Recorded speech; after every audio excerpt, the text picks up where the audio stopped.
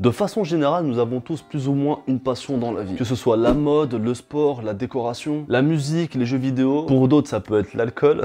Ce qui est très triste. Et en ce qui nous concerne, c'est plus ou moins les mangas, voire les animés. Et il peut arriver à un certain groupe de personnes de ne pas avoir de passion. En tout cas, jusqu'à un certain âge, puis à découvrir quelque chose ou une activité et se rendre compte que cette chose ou cette activité, eh bien, les passionne. Et ils vont se donner à fond dedans et exceller dans ce domaine. Eh bien, c'est exactement ce qui va se passer dans le manga Blue Period.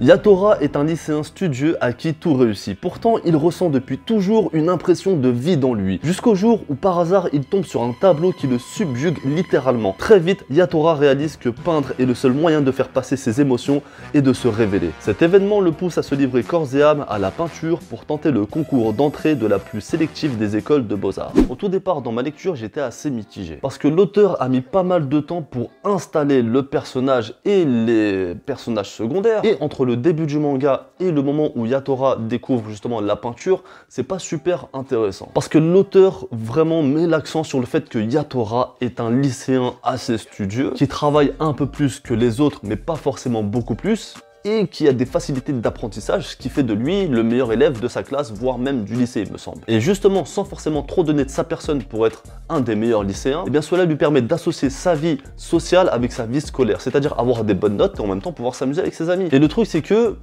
comme le dit le synopsis, il ressent un vide en lui. Il se dit, mais attends, la vie c'est ça, c'est apprendre à l'école, étudier, s'amuser un petit peu avec ses amis, avoir un travail.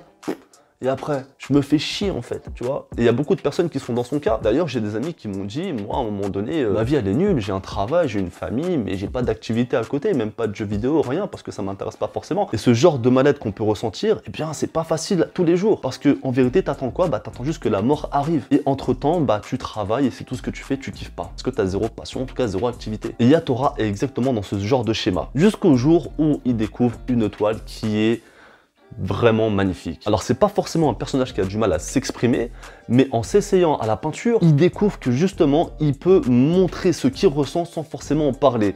Et ce qui est bien avec l'art, alors que ce soit la peinture ou le dessin, c'est que chaque personne peut y voir des émotions différentes. Et c'est ça que Yatora a kiffé dans cet art. Alors comme je te l'ai dit, jusqu'au moment où il découvre la peinture, la lecture elle est pas ouf. Le personnage à un moment donné c'est bon, on l'a cerné, on l'a compris. Et lorsqu'il s'y met clairement, le manga prend une autre tournure. C'est-à-dire qu'on rentre vraiment dans une sorte de shonen, parce qu'il va avoir de la compétition avec d'autres élèves et il va faire que de se surpasser. Alors à l'inverse d'un héros de shonen lambda où il va avoir des level up, lui il va vraiment se donner à fond, à fond, à fond et sacrifier pas mal d'heures de sommeil, même sacrifier un avenir potentiel brillant dans une école brillante pour aller aux beaux-arts, pour essayer d'aller dans le top du top du top des écoles des beaux-arts et essayer d'être peut-être le meilleur peintre, enfin non c'est pas peut-être, c'est sûrement ça. Et du coup, si t'es fan de dessin ou même de peinture, moi je suis fan de dessin, tu apprends beaucoup de choses et tu sais que il y a des choses que, bah, pour dessiner, il faut plus que du talent, il faut de l'apprentissage, comme la perspective par exemple, ou le relief, ou les ombres, selon où est positionné ton objet ou ton personnage,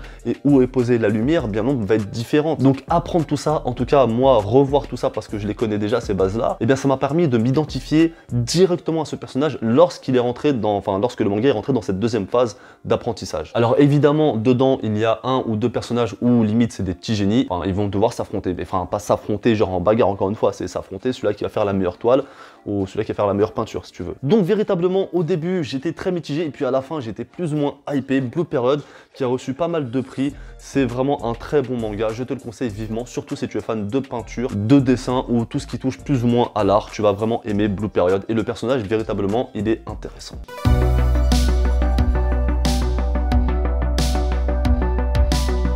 Je vais maintenant te parler de mon grand coup de cœur de cette année. Alors, il me semble que le manga est sorti au mois de novembre ou décembre 2020. Moi, je l'ai lu que au mois de janvier parce que bon, j'ai pas le temps en fait. Journey Beyond Heaven. Alors, ce manga, véritablement, il m'a laissé sur les fesses, parce que j'ai pas envie d'être forcément vulgaire. Toujours aux éditions Pika, et je vais te faire le synopsis. Dans un Japon dévasté par un mystérieux cataclysme, Maru et Kiruko, deux adolescents de la génération post-catastrophe, tentent de survivre. Malgré la menace de monstres dévoreurs d'humains qui planent, ils ont un objectif: atteindre le paradis. Paradis entre guillemets, hein, parce que sinon c'est autre chose. Dans un immense jardin coupé du monde, un groupe d'enfants jouait d'une vie douce protégée par des scientifiques. Le monde extérieur leur est inconnu, mais certains d'entre eux s'interrogent. Qu'il y a-t-il au-delà des murs de leur paradis? Alors encore une fois, c'est pas le paradis, hein, c'est une métaphore. Au début de ma lecture, j'ai été forcé de le comparer immédiatement à TPN, The Promised Neverland. Directement parce que c'est quasiment la même chose. Alors ça dure 10 pages, hein, c'est-à-dire que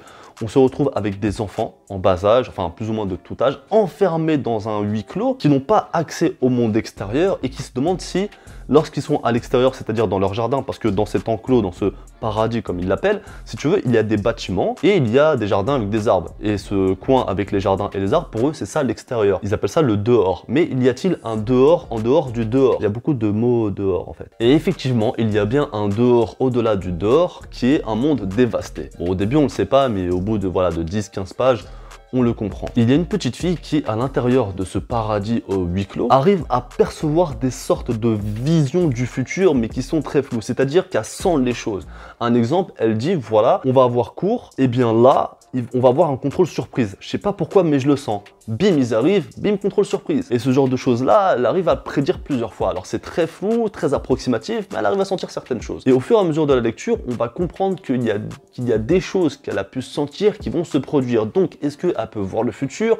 Est-ce qu'elle est liée à un personnage du futur ou quelque chose dans ce genre-là? Je te laisse le découvrir. Et effectivement, dans ce huis clos, pourquoi ça m'a fait penser à TPN? Parce que on a l'impression qu'on a un élevage d'enfants et qu'on les pousse à être les meilleurs d'eux-mêmes. Sauf que l'histoire ne s'arrête pas à là. On nous montre aussi le côté extérieur, le côté chaotique, le côté catastrophique, le côté apocalyptique du monde, comment il est. Et là, on va suivre l'histoire de deux autres personnages, un garçon et une fille.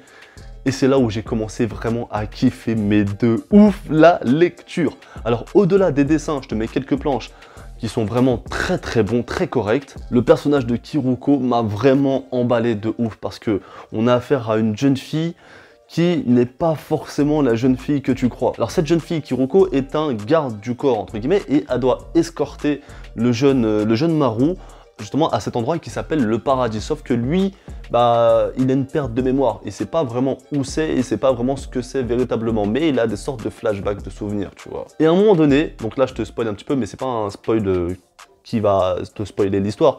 Mais il y a le jeune Maru qui dévoile sa flamme à Kiruko qui lui dit voilà je t'aime donc il y a moyen on fasse des bails, tout ça, et puis en plus t'as vu c'est le monde post-apo, t'as pas trop le choix. Et elle lui dit bah non.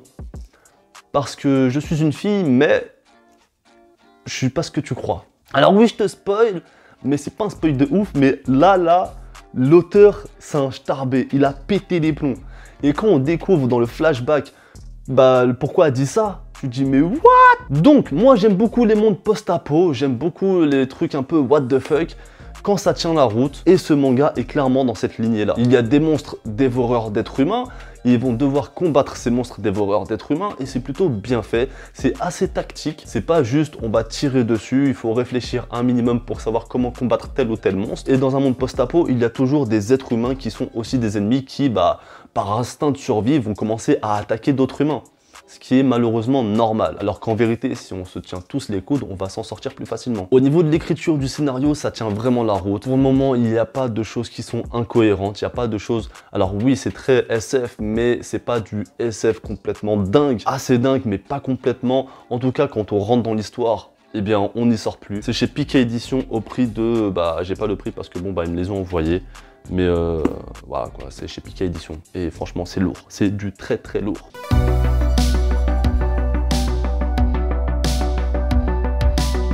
Et ensuite, dans ma lecture, j'arrive au tome 1 de l'édition colossale de l'Attaque des Titans.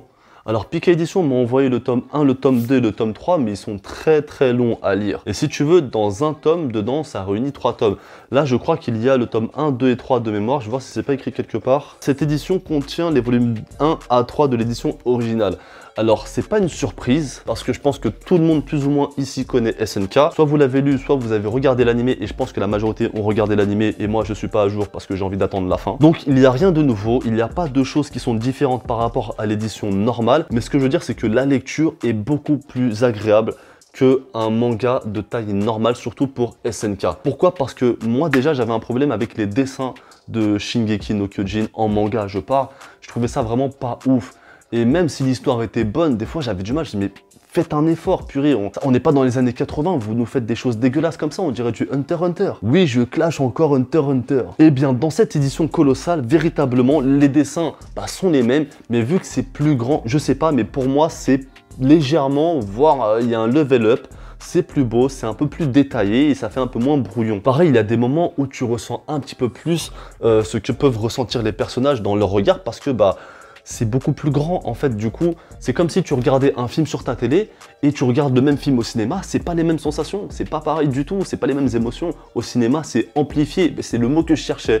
L'édition colossale, tu ressens le SNK mais amplifié. Nous avons aussi droit à des pages en couleur qui n'est vraiment pas désagréable. Si vous aimez la couleur, de temps en temps, ça fait du bien. Alors bien évidemment, la qualité du papier aussi, c'est pas du tout pareil. On est sur quelque chose de très qualitatif. Au toucher, c'est hyper agréable. Alors là, je parle vraiment aux puristes des mangas, hein, ceux qui sont à fond sur le papier, sur l'odeur du manga. Je sais pas si ça existe, mais ça doit exister.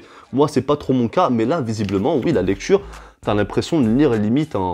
Je vais pas dire un roman, mais t'as l'impression de dire quelque chose de beaucoup... Enfin, de colossal, quoi, clairement, comme son nom l'indique. Et des fois, quand tu as des planches comme ça, tu vois, c'est beaucoup plus agréable à lire et à observer. Alors moi, des fois, je suis un peu fou, c'est-à-dire que j'aime bien bloquer sur une page pendant 2-3 minutes afin de regarder comment ça a été dessiné, comment ça a été détaillé, comment ça a été travaillé. Et bien là, ça me permet d'avoir un regard beaucoup plus